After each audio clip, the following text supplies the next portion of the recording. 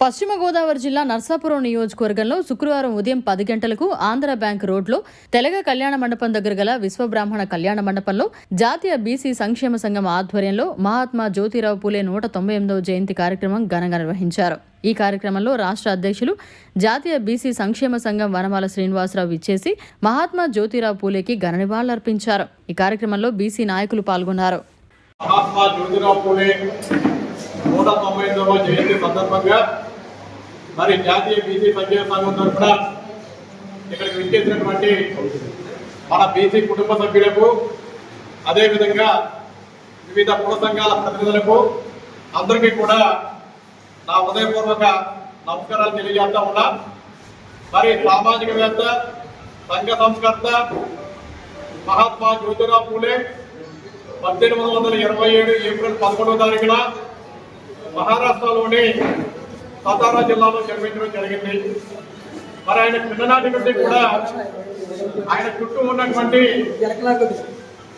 బ్రాహ్మణ ఆధిపత్య కులాల వారు, ఎమ్మ వరకు బలహీన వర్గాల వారు చదువుకోకూడదని చెప్పి అప్పట్లో ఒక రకమైనటువంటి ఈ బ్రాహ్మణ ఆధిపత్య కులాల కట్టుబాట్లను ధిక్కరించి మొత్తం అందరూ కూడా చదువుకున్నప్పుడే, చదువుతోనే సమాజం అభివృద్ధి చెందుతుందని చెప్పి ఆ రోజుల్లోనే గుర్తించినటువంటి మహోన్నతమైనటువంటి వ్యక్తి మన జ్యోతిరావు పూలే గారు.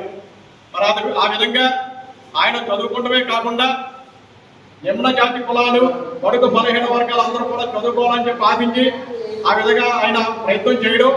మరి ఆయనకి 1840 సంవత్సరంలో కేవలం 13 సంవత్సరాల వయసులో 9 సంవత్సరాల వయసు ఉన్నటువంటి సావిత్రిబాయి పూలేతో ఆయనకి వివాహం జరిగింది.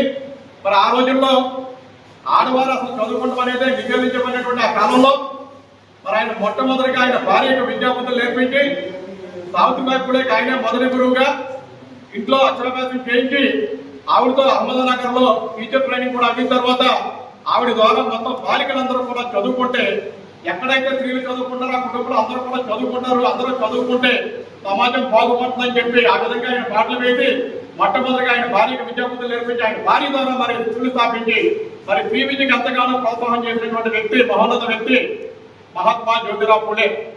అదేవిధంగా ఆ రోజుల్లో ఒక దురాచారం ఉండేది. బాగా వృద్ధులకి 60-70 సంవత్సరాల వయసున్న వారికి కేవలం 9-10 సంవత్సరాలు ఉన్నటువంటి పిల్లల్ని బాలికలతో వివాహం చేయించేవారు.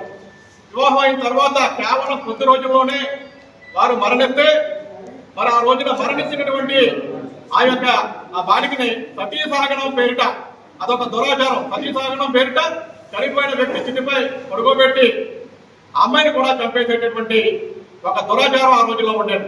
దాని మీద ఆయన తీవ్రంగా పోరాటం చేసి వితంతు వివాహాలు అని చెప్పేసి ఆయన మొదలుపెట్టి భారతదేశంలో వితంతు పునర్వివాహం మొదలుపెట్టింది మన జ్యోతిరావు పూలే గారు. ఆ విధంగా ఆయన ఎన్నో సంస్కరణలు చేసి విప్లవాత్మకమైనటువంటి మార్పులు తీసుకొచ్చి ఆయన అసలు భారతదేశంలో ఈ రోజున మహాత్మా అనేటటువంటి బిరుదున్నది కేవలం ఇద్దరికనే విషయం మీ అందరికీ కూడా తెలుసు. మన బడుగు బలహీన వర్గాల నుంచి జ్యోతిరావు పూలే గారికి ముందుగా యొక్క పదవి వస్తే అది దక్షిణాఫ్రికా అధ్యక్షుడు నెల్సన్ మండేలా గారు భారతదేశ పర్యటనకు వచ్చినప్పుడు మరి మహాత్మా జ్యోతిరావు పూలేని మహాత్మాగా అభివర్ణిస్తూ ఆయనకు ఆ బిరుదును ప్రదానం చేయడం జరిగింది. తర్వాత గాంధీ గారికి ఇచ్చారు ఆ బిరుదు. మరి అటువంటి జ్యోతిరావు పూలే గారిని అంబేద్కర్ గారు తన గురువుగా అభివర్ణించడం కూడా మనందరికీ తెలిసిన విషయమే.